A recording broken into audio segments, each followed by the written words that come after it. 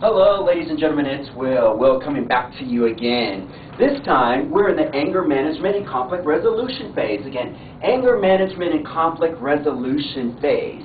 So I've got two activities to explain to you today. The dollar game and an old school favorite, Tic-Tac-Toe. Again, the dollar game and an old school favorite, Tic-Tac-Toe. So, don't forget your question of the day. Remember, the question of the day is your lead-in to get the kids all warmed up and get them to start thinking about those objectives that we're going to go over with the kids. So don't forget your question of the day. But again, this is an anger management and conflict resolution. Great two activities that complement each other really, really well.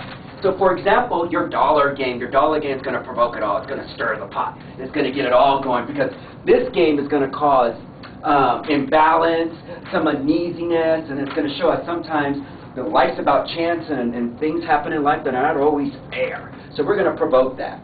So what you start off doing at first is that we're going to give you 100 bucks. They're fake money. They're not teen bucks. They're 100 bucks. So you'll get some play money like Monopoly money, and then you'll distribute it evenly. So try to use up all 100 teen bucks and distribute it evenly. I can't give you an exact number because every teen's a little bit different in size, but make sure that you just split it all up evenly. And then when you're done with that, here's the game pretty simply. Remember this, there's a grand prize, so there really is going to be a winner at the end of this game. They're going to get 10 teen bucks. So you might want to make sure you have your 10 teen bucks ready and handy because the winner will get 10 teen bucks.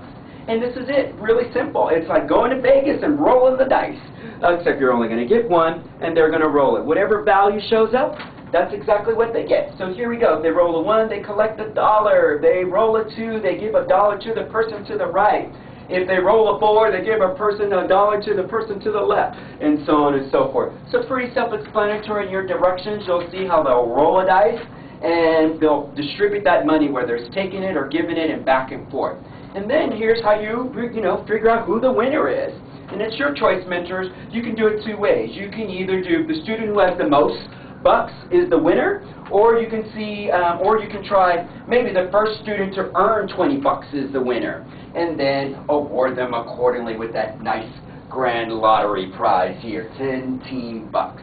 Pretty simple, right? Roll the dice, see the value here, distribute those bucks back and forth, figure out your winner, and then you're all done. But don't forget, have a conversation. So again, start introducing the concept. So when you're done with this, say to them, hey, how did you feel when it was unfair? Did you feel it was unfair? Do you feel this game was mostly luck and chance, and sometimes you have good luck, you have bad luck? And start having that conversation and warming them up to discussing how life sometimes doesn't always work out, the way that we plan it. And how do we deal with that? All right? Now we're going to go into Tic-Tac-Toe. All right, Tic-Tac-Toe. But Tic-Tac-Toe, now we're going to start teaching them some coping mechanisms. Some I statements, and try to get them to get away from using the you statements.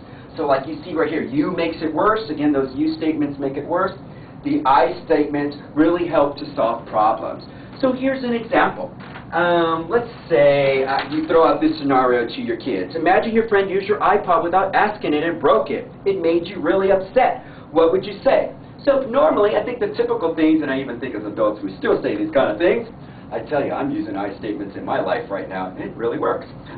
So the typical things you might say, you broke my iPod, you make me really mad, you're such a jerk, and other colorful words like that, and so on and so forth. But now what we want to teach them are I statements, and those I statements starts with things like I feel.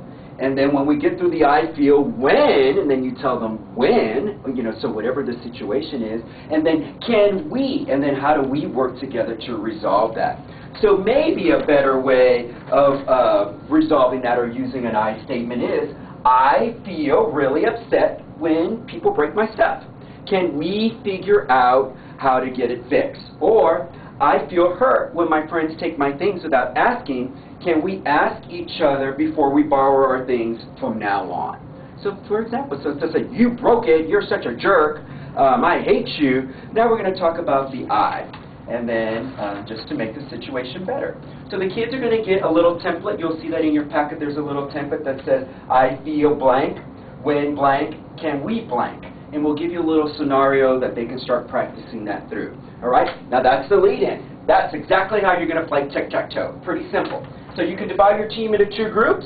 There'll be your X team and your O team, Or if you have a smaller group, they can just do it all together. Depends how interactive you want to make it. You can do a big tic-tac-toe on the floor, and they can stand in their respective boxes and make their X's and their O's and their diagonal and their straight line. You know how to play tic-tac-toe. Or you can just do it on the board, and you can just put the X's and O's in the spaces.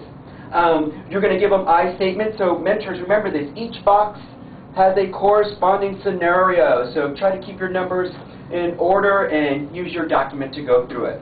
So, for example, box number one, if a student decided to stand in box one, or you decided to use box one up on your board, box one scenario is you're upset with your cousin for sharing a secret you told them with all your friends at school. So that's when they would use that formula, I, the we, and then can we.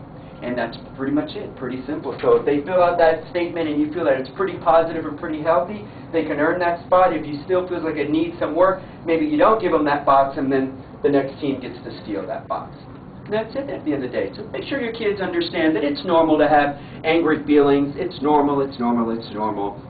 It's just how we deal with those feelings and how we express ourselves is what's most important. And that's it at the end of the day. So have a good time, and don't forget the questions, the wrap-up questions, to wrap it all up. Don't forget that one big thing I learned, because I can tell you, I have learned how to use I statements in my life. It comes in handy, mentors. I'm telling you, there's always something to learn for all of us. Don't forget to distribute your team bucks at the end of the day, and don't forget, what's my favorite F word? F-U-N. And don't forget to make it fun. Make it fun. So it's Will signing out.